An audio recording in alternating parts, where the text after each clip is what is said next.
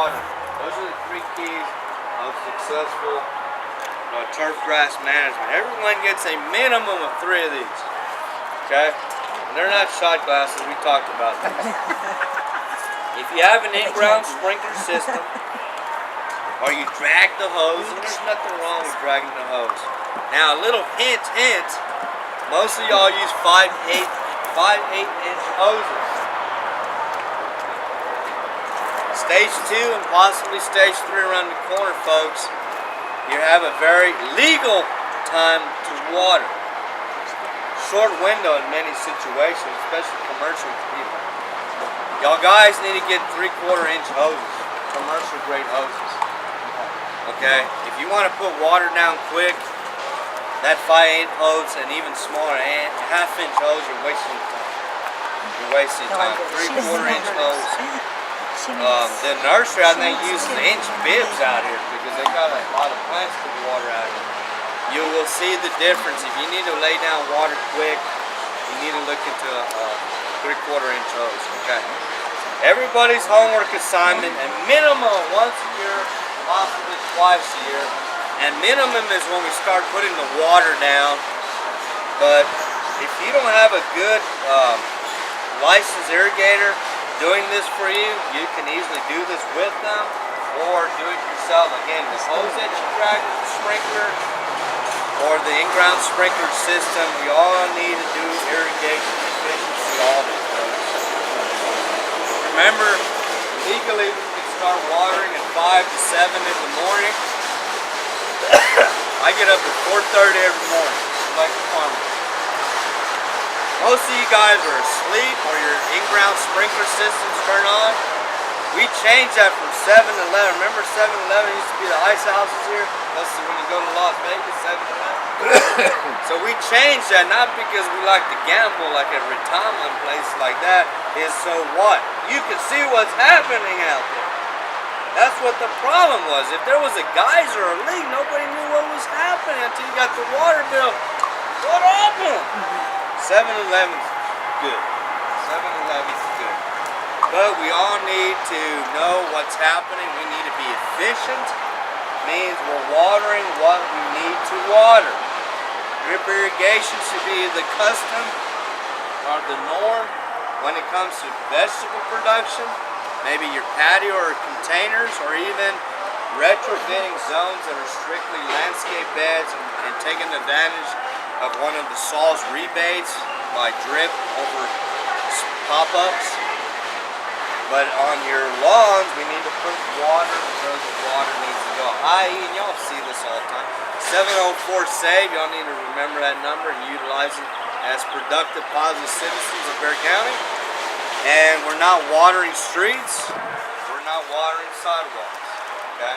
If it's a big slope, there's going to be some of that. If it's a windy day, we know that, okay? So don't be calling Mark Peterson, said David, said call everyone in. But we all need to do better at this, commercial as well as residential. You don't want the government to say, you need to do this, you need to do this. We need to be proactive and do the right thing before the fun comes. You don't want to be wasteful out there. So y'all get a minimum of 3 of these. What is that, 2 inches? Okay, but you can use any device, little cat food cans, tuna cans, anything like that. You know, A&M sells one too, but make sure y'all don't put it out like this, okay? You got a mark, dude. Yeah. I was going to catch water, it's not working. You don't put this end up on it? There we go. Oh, they thought it was a margarita glass, Bill.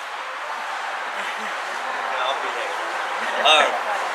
So we got to make sure how our system's working. So the more of these guys that you put out there that are pretty uniform, you're looking for a minimum of an inch, right? Minimum inch depth. You want to lay those out in some kind of a grid format in line with your in-ground sprinkler system. A lot of your irrigation companies that should service your in-ground sprinkler or do an audit can help you with this and vice versa. So you want to space these out consistently and adequately, the more the better. And then you hear people say, if you put a 1/2 inch out a week, you put an inch out, you run your system 20 minutes. That doesn't mean nothing. it doesn't mean nothing until you do this, right? At least twice a year, once minimum, so you know how much you're catching, right? And then if you see that, let's run it 30 minutes. I'm catching an inch in 30 minutes or a half an inch in 30 minutes. They're all uniform. You're doing a good job, right? Then you adjust it accordingly, high or low, right? So you know, yes, 20 minutes, yes, 30 minutes, etc., right? If you have an oddball that has no water, too much water or not enough water, you know what? To adjust the head or the pattern of what you're doing. It's not efficiently being laid out there, correct? Okay. So around mid-September, we know it cools down, right? And around early March, that's almost more than 6 months out of the year. Should we be watering the same as mid-March to June 15th? Should we be watering the same from June 15th through September 15th? We've got 3 time lines, right? Mid-September to early March. Everybody get one of these? Here we go. Mid-September to early March is what's happening mid-September to early March. Winter time, dormancy. Temperatures, daytime and nighttime temperatures are cooling down, hopefully by mid-September, right? Cooling down. Plants are losing their leaves. Plants are going to sleep. Turf grass is going dormant. And God willing, what happens mid-September to March? It rains. Hopefully it rains. Hopefully it rains. Okay.